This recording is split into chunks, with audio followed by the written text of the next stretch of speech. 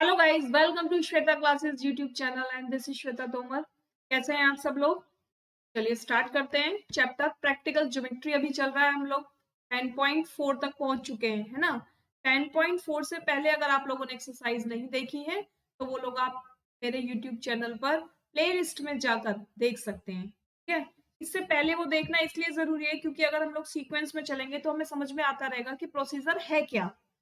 ठीक है, यहाँ सारा काम किसका है? कंस्ट्रक्शन का है। अगर कंस्ट्रक्शन हम एक्सरसाइज वाइज देखेंगे तो एक एक टॉपिक हमें क्लियर होता जाएगा, एक एक वर्ड हमें क्लियर होता जाएगा और बहुत इजीली हमारा पूरा का पूरा कंस्ट्रक्शन वाला ये चैप्टर कंप्लीट हो जाएगा, है ना। चलो अब एक्सरसाइज स्टार्ट करते हैं। क्वेश्चन नंबर 1 क्या है? क्वेश्चन नंबर 1 है construct triangle A B C, है ना। एक triangle A B C construct करना है जिसमें angle A is equal to 60, angle B is equal to 30 and A B is equal to 5.8 centimetre है। आप लोगों को मैं पहले बता चुकी हूं ना, अगर किसी भी ट्राइंगल में दो एंगल एक लाइन दी हो तो बन सकता है, एक एक एंगल दो लाइन दी हो तो भी वो बन सकता है, लेकिन उसके लिए एक शर्त बहुत जरूरी होती है। क्या होती है कि जो तीनों एंगलों का सम है, यानी ट्राइंगल के जो तीनों एंगल का सम है वो 180 होना चाहिए, है ना। ये हमें हमेशा ध्यान रखना है, ठीक है। जब हमें कभी ऐसा लगे कि ट्राइंगल में हमारे दो एंगल ऐसे दे दिए कि जिनका सम ही 180 से ऊपर जा रहा है तो थर्ड एंगल कहाँ बनेगा? नहीं बनेगा ना। तो तब ट्राइंगल पॉसिबल नहीं हो पाएगा, ये ध्यान रखना हमेशा।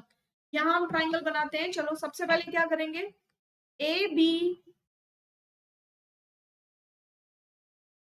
एक लाइन ड्रॉ करेंगे ए बी, ठीक है। एक लाइन ड्रॉ करेंगे ए बी, ये ड्रॉ कर ली।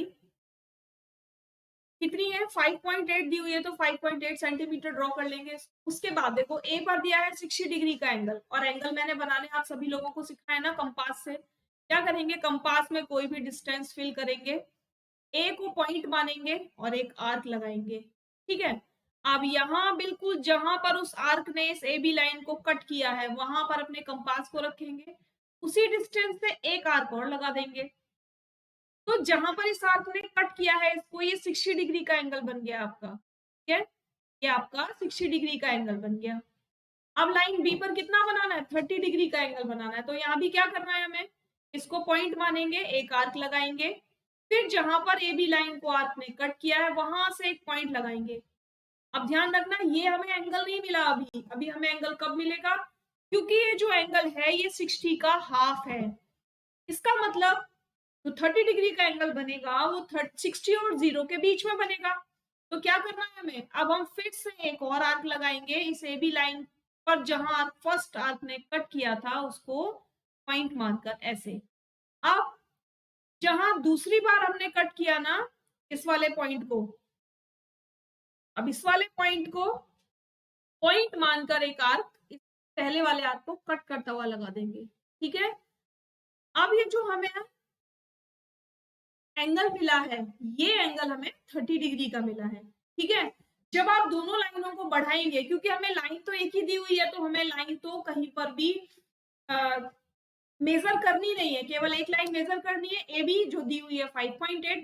बाकी आपको क्या करना है, ए पर 60 डिग्री का एंगल बनाना है, बी पर 30 डिग्री का एंगल बनाना है, और लाइनें जहां आपस में कट कर देंगी, ये एंगल जहां आपस में कट कर देंगे वहां पर हमारा पॉइंट बन जाएगा सी।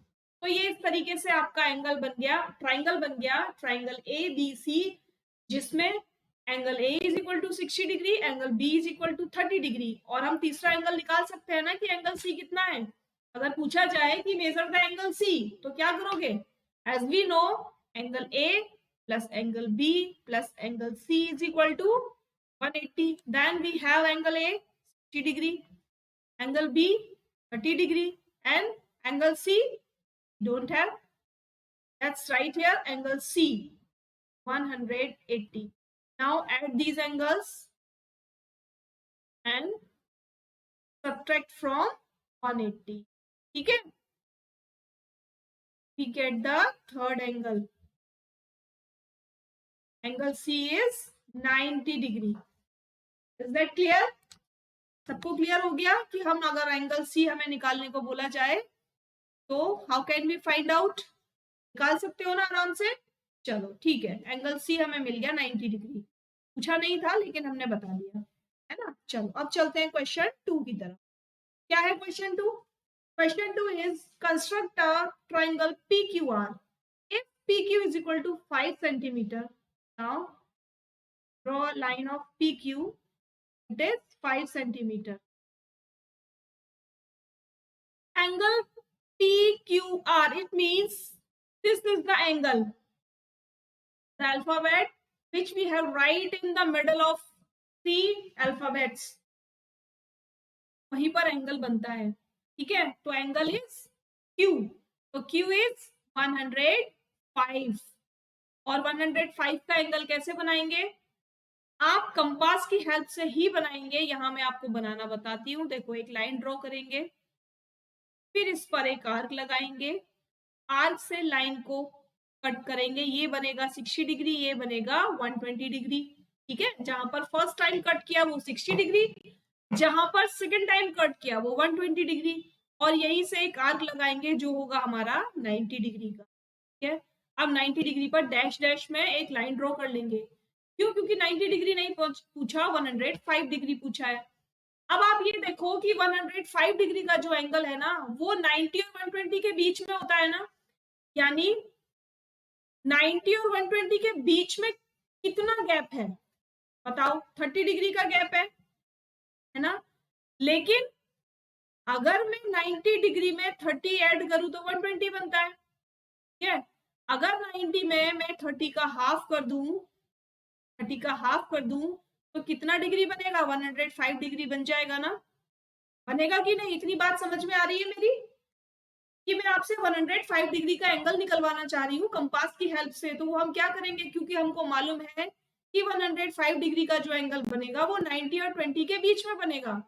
लेकिन कहां पर बीच में बनेगा वो हम कैसे निकालेंगे? भाई 90 प्लस 30 होता है 120। अगर मैं 30 का हाफ करती हूँ, यानी इनके बीच का जो गैप है वो 30 है। अगर मैं इन दोनों के मिडिल में बना लू एक एंगल, यानी यहां से आर्क लगाया, एक आर्क 90 से लगाया, तो यहां पर आर्क ने कट किया, जहां पर ये आर्क कट करेगा ना, ये पूरा का पूरा एंगल बनेगा 105 डिग्री का। क्यों? क्योंकि 15 डिग्री ये है और 15 डिग्री ये है, टोटल हो गया 30 डिग्री। तो 15 डिग्री राइट में चला गया, 15 डिग्री लेफ्ट में चला गया, ठीक है। तो इस तरीके से आपका 105 डिग्री का एंगल बन जाएगा यहाँ। क्लियर? अब एक बात आपको ध्यान रखनी है, पता है क्या ध्यान रखना है आपको? ध्यान ये रखना है कि कंपास की हेल्प से हम कौन से एंगल ड्रॉ कर सकते हैं, ठीक है। How many angles we can draw with the help of compass. तो बात बच्चे ध्यान रखना कि कंपास की हेल्प से हम केवल वही एंगल्स ड्रॉ कर पाएंगे जो 15 की टेबल से कट होते हैं या 15 के मल्टीपल्स हैं, ठीक है।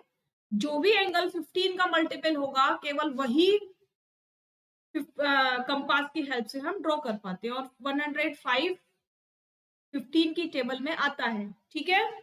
15 7 जा 105, तो हमने ये बना लिया 105 डिग्री का एंगल। क्लियर बात? अब क्या पूछा है? QRP, इसका मतलब जो एंगल है वो किस पर है? R पर है, और R तो यहाँ कहीं होगा, नीचे तो है नहीं, बेस तो है नहीं R। अब हम क्या करेंगे भाई, कैसे निकालें? हमें तो P पर ड्रॉ करना पड़ेगा एंगल, लेकिन P का एंगल तो हमें पता ही नहीं है। तो बताओ हम क्या करेंगे? देखो, अभी भी बस वही जो आपको पता है, एंगल सम प्रॉपर्टी पता है ना सबको। एंगल सम प्रॉपर्टी हमको मालूम है कि ट्राइंगल के तीनों एंगल्स का सम, यानी the sum of 3 angles of a triangle is 180, है ना। तो कौन कौन सा एंगल आपको मालूम है? आपको मालूम है angle Q plus angle R plus angle P नहीं मालूम है, इतना तो है, इज इक्वल टू 180 होना चाहिए, ठीक है। अब एंगल Q पता है 105 डिग्री, एंगल R पता है 40 डिग्री, और एंगल P नहीं मालूम है, ठीक है।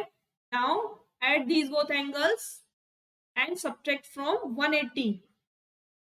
180 माइनस 145, माइनस करेंगे तो क्या आएगा? 35 डिग्री, यानी कौन सा एंगल मिल गया? We get the angle P, कितना? 35 डिग्री। तो क्या करना है अब हम इस पर 35 डिग्री का एंगल कंपास से नहीं बनाएंगे, क्योंकि कंपास से नहीं बनेगा। डी की हेल्प से यहाँ पर 35 डिग्री का एंगल बनाएंगे और जहां तक ये जा रहा है इसको ऐसे लाइन ड्रॉ कर देंगे। ये जब 35 डिग्री का बन जाएगा तो ऑलरेडी ये एंगल हमारा कितने डिग्री का बन चुका होगा, जितने डिग्री का दिया है, यानी 40 डिग्री का बन जाएगा। ठीक है, तो पता चल गया ना एंगल आर हम कैसे बना सकते हैं। भाई दो एंगल हमें पता है, पहले हम अपना बेस एंगल निकाल लेंगे उससे, है ना। बेस एंगल निकालने के बाद बेस एंगल को ड्रॉ कर देंगे तो हमें ऊपर वाला एंगल अपने आप से ड्रॉ किया हुआ मिल जाएगा। ठीक है, समझ में आ गई ना इतनी बात। कोई दिक्कत कोई परेशानी हो किसी को तो आप कमेंट बॉक्स में कमेंट करके पूछ सकते हैं। ठीक है, चलिए नेक्स्ट चले। Examine whether you can construct triangle DEF such that EF is equal to 7.2 centimetre, यानी एक लाइन ड्रॉ करो 7.2 centimetre. Okay, angle E is equal to 110 degree and angle F is equal to 80 degree. अब मुझे बताओ कि जब मैं इन दोनों को ही प्लस कर देती हूँ तो मेरा तो एंगल ही यहाँ पर जो ट्राइंगल का सम है वही 180 डिग्री से ज्यादा जा रहा है भाई। 190 डिग्री हो गया और 190 डिग्री हो गया तो ट्राइंगल तो पॉसिबल ही नहीं है। बताओ मुझे क्या पॉसिबल है, बताओ भाई क्या पॉसिबल है, नहीं है ना पॉसिबल। इसीलिए यहाँ पर लिखा हुआ है जस्टिफाई और आंसर, क्योंकि ट्राइंगल बनेगा ही नहीं। ठीक है, तो हम क्या लिखेंगे, फ्रॉम द क्वेश्चन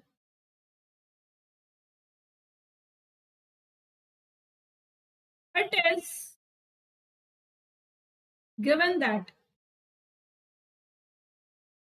जो दिया हुआ है उसको लिखो, EF is equal to 7.2 centimetre, angle E is equal to 110 degree, angle F is equal to 80 degree. ठीक है, अब आपने चेक किया एक बार, चलो चेक कर लेते हैं। वी नो दैट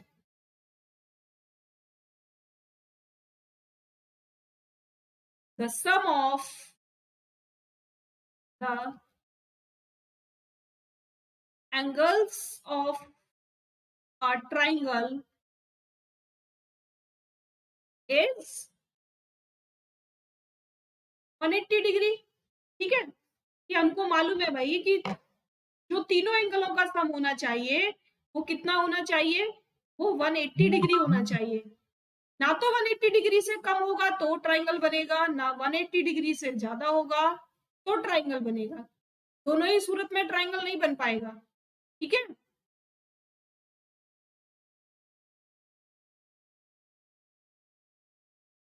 इस तरीके से हम क्या निकाल रहे हैं, एंगल डी निकाल रहे हैं, यानी ऊपर वाला एंगल निकाल रहे हैं, ये वाला एंगल है ना। इसको माइनस ये प्लस किया तो 190 डिग्री हो गया। 180 में से 190 माइनस करोगे तो आपको क्या आंसर मिलने वाला है, आपको तो माइनस में आंसर मिलने वाला है। और जब माइनस में आंसर मिलेगा तो पॉसिबल ही नहीं है भाई। 180 डिग्री पर तो ट्राइंगल ही के सम ही फिनिश हो जाते हैं, उसके ऊपर तो हम सम ले ही नहीं सकते ना ट्राइंगल का। इसका मतलब ट्राइंगल पॉसिबल नहीं है। ठीक है, तो लिखेंगे we may observe that the sum of two angles is 90 degree 190 degree is greater than 180 degree. ठीक है, तो हम क्या लिखेंगे, the sum of the triangle, the angles of the triangle is more than 180 degree। ठीक है, that is 190 degree। triangle is not possible। ठीक है, तो यहां लिखेंगे so triangle is not possible, या we cannot construct a triangle, कुछ भी लिख सकते हो आप। ठीक है, समझ में आ गया। बताओ मुझे जल्दी से फटाफट कमेंट बॉक्स में कमेंट करके बताना कि समझ में आए तीनों ट्राइंगल बनाना या नहीं आए। अगर नहीं आए कोई प्रॉब्लम है तो आप लोग कमेंट बॉक्स में कमेंट करेंगे, और अगर समझ में आ गए हैं तो भी कमेंट बॉक्स में कमेंट करेंगे। और लाइक शेयर करना कोई भी नहीं भूलेगा। जो लोग आज फर्स्ट टाइम ये क्लास देख रहे हैं वो लोग प्लीज सभी सब्सक्राइब कर लेंगे ताकि आगे आने वाली वीडियोस का नोटिफिकेशन आपको टाइम से मिल जाए। क्लास 5th 6th और 7th 5 और 6 कंप्लीट करा चुकी हूँ, जिसे आप प्लेलिस्ट में जाकर देख सकते हो।